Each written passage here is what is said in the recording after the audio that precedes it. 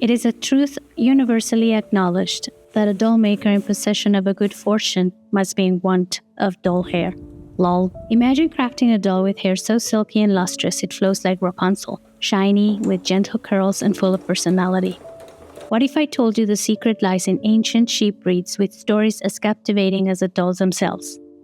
Today, I'm diving into my favorite Longwool breeds for doll hair: Teeswater, Wensleydale, Leicester, Gotland, Mohair, and Blueface Leicester, plus the honorary mention to Suri Alpaca. Stick around for their fascinating history, fiver tips, how I source them, and why these make dolls truly magical. First up, the majestic Teeswater. This breed hails from the UK and is perfect for dolls needing that extra long wavy vibe. Some cool historical background. The Teeswater traces back to Roman times when invaders brought Longwool sheep to Britain, evolving into this breed over centuries. In the 19th century, their wool was super rough and heavy, with fleeces weighing up to 9 pounds, but folks prized it for its length. Today, it's an endangered breed enlisted by the Livestock Conservancy, making it a rare gem for excited doll makers and fiber artists who love to create with this gorgeous wool. Teeswater wool has a staple length of 5 to 10 inches with a medium micron count around 32 to 34, making it sturdy yet soft. A micron is a tiny way to measure how thick or thin a single wool fiber is. It is super small. 1 micron equals 1/1,000,000th of a meter.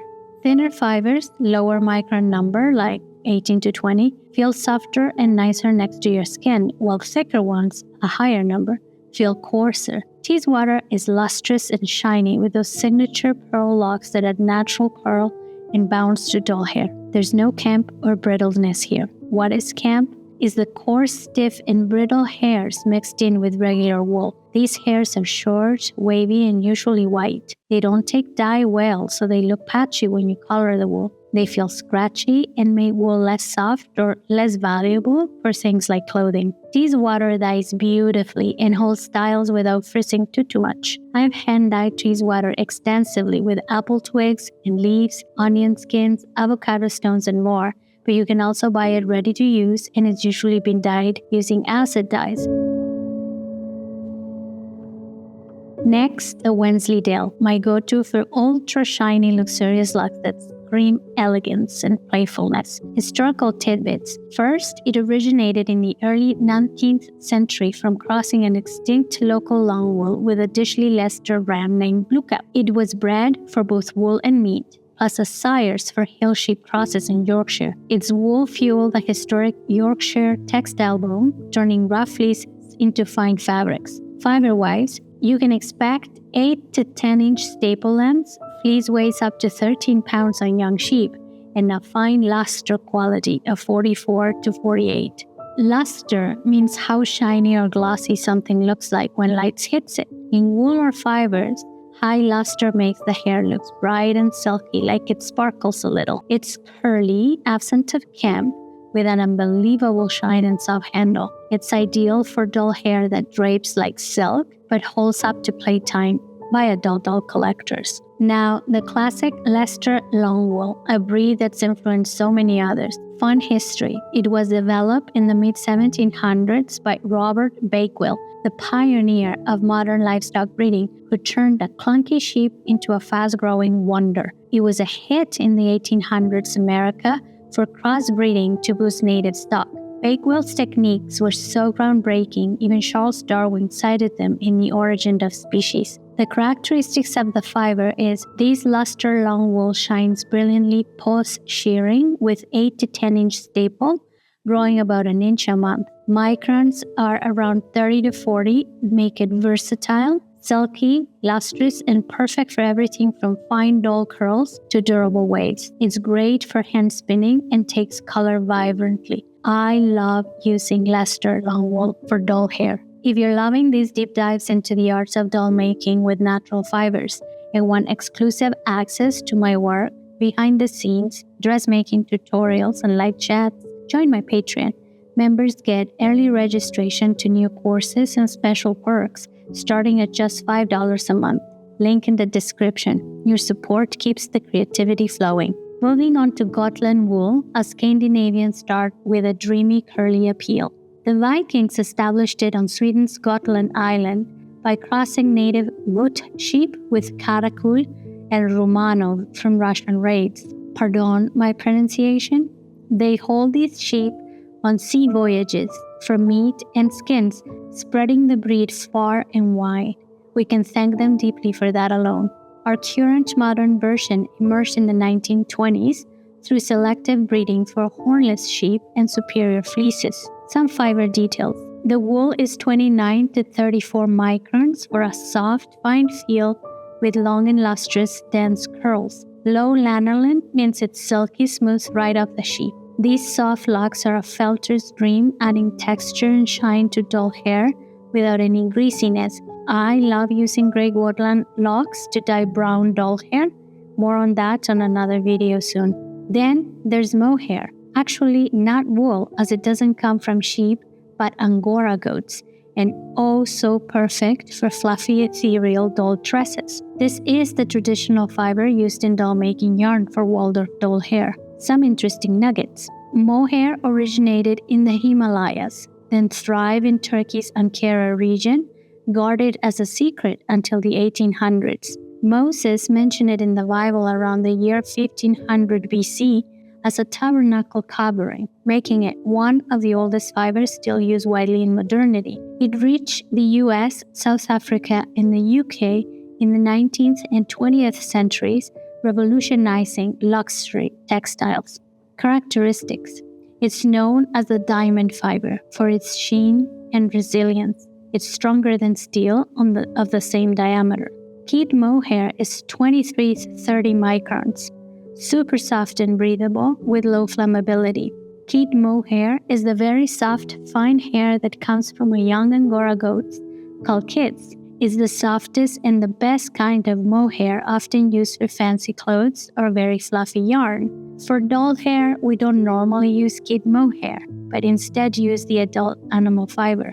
Mohair absorbs moisture, dyes brilliantly, and gives doll hair that fluffy, durable halo without weighing down the doll. You can find specialty doll-making mohair yarn from several online doll suppliers. And the last of the wools, Blueface Leicester, or BFL, for that refined next-to-skin softness. Bred in the late 1800s England from border Leicester with Wensleydale tweaks around Hexham, hence its old name, Hexham Leicester.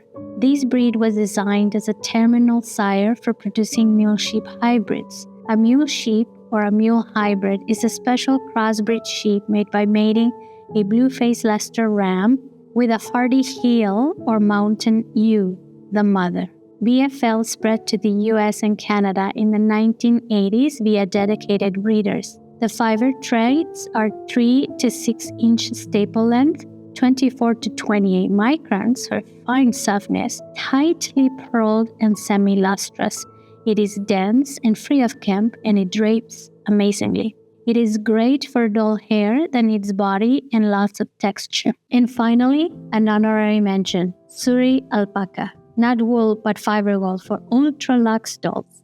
Alpacas were domesticated 6,000 years ago in the Andes by Andean peoples. The Incas bred Suris exclusively for the royalty garments. The Spanish conquest in the 1500s wiped out 90% of the population, but it bounced back as a luxury export. The characteristics of the fiber is that it's straight, locking strands with silk-like luster, is as soft as cashmere, but warmer than wool. It is fine and strong, it drapes elegantly, takes dye very well, and adds a cool, sleek hand to dull hair for that high-end feel. I must confess that I have a love-hate relationship with Suri Alpaca, as it makes an incredible mess when you make wefts with it. I love making wefts using wool logs, but 7 out of 10 dolls that want wefted logs ask for Suri Alpaca instead. Such is my lot in life. I have a little step-by-step tutorial on how to sew wefts with Suri Alpaca in my shop.